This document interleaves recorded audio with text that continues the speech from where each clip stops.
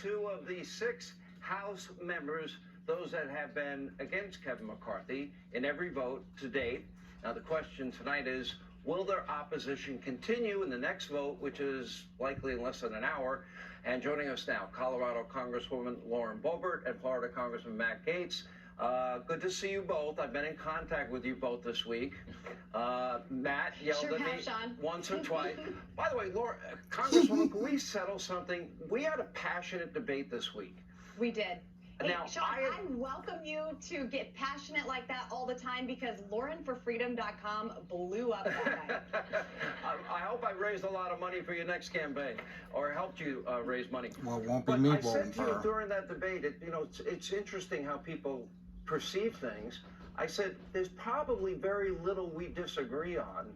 And where I was frustrated was, well, you didn't answer the question, and I have a pet peeve about that, but it's not, I've never been opposed to you, and I said on the air the next day, I said, no, we were texting after the debate, and I said, no, we're friends, we just had a disagreement in terms of whether or not the agenda items were in cement. I thought they were. Did you perceive it the same way? Shawn, I thought it was a very exhilarating debate that we had. And usually I'm one of the 20 people who are opposing something and you are cheering on. So, we just were on a different side on this issue. And then, of course, there were others on the show like Trey Gowdy that said that we were on there just for personal gain and holding out for that. And nothing could be further from the truth. Myself, Matt Gaetz, and every single one of the 20 conservatives that demanded these changes did so for the good of the country, full stop. Where are you tonight on Kevin McCarthy? Well, I believe that when this is all over, everyone from the Speaker's office to my more moderate colleagues, even friends and allies that I've exchanged some tough words with, like yourself, we will work together to deliver historic fundamental changes at D.C. We will have conservative solutions on important issues facing the American people. So we'll see how tonight goes. I think that there are some things that we need to get locked in and make sure that we are able to deliver on these promises. Are you confident, say, by Monday the latest, that this will be over and Kevin will be the speaker and you will have the assurances that you need that all the agenda items you have campaigned on and that you fought for are going to be implemented by the new Congress? I sure hope by Monday we see something that is promising to deliver for the American people. And I truly believe that after months of the negotiations that we've seen and a few extra days even of being assembled on the House floor, Republicans are going to be far more prepared to lead and more prepared to govern than ever before. Matt Gaetz, where are you tonight? Well, Shawn, this has never been about me or Kevin McCarthy. It's about the American people. And the American people want to know that the rules of the House of Representatives would never allow something like this terrible, horrendous omnibus bill to ever pass, ever again. And that's what Congresswoman Boebert and I have been working on. And while I know that sometimes these discussions can be a little awkward up front, I guess it's like a prenuptial agreement that you'd be preparing. Sometimes there can be some uncomfortable moments in the preparation, but it can be Put your money where your mouth is. I am excited and encouraged. I am grateful that Speaker-designate McCarthy has been so receptive to each and every change that we have demanded. And Shawn, we're at the stage right now where I'm running out of stuff to ask for. I mean, read the bills, have a balanced budget, have a border plan.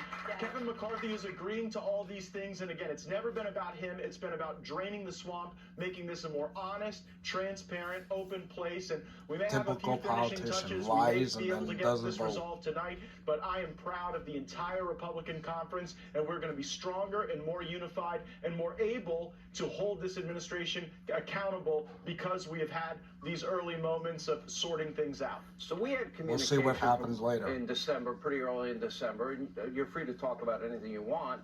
And my admonition to a number of people, because I saw all of this coming, I would have preferred that it happened before January 3rd. We ultimately seem to have gotten there. Was I wrong in anticipating that this was headed in this direction? Would it have been better to maybe do it behind closed doors? Well, Shawn, I love you, but if I would have voted for Speaker McCarthy when you asked me to on Monday, we wouldn't have the spending caps. We wouldn't have That's not what I asked you. For members. So I would say you may love me, but that's not what I asked you. We did very well driving a hard bargain. What I said was, correct me if I'm wrong, I wanted everybody early on, way before January 3rd, to get in a room, lock the door, check their egos, check your phone, fight it out behind closed doors, and be ready on January 3rd. Now, with that said, you know what? None of this has ever bothered me.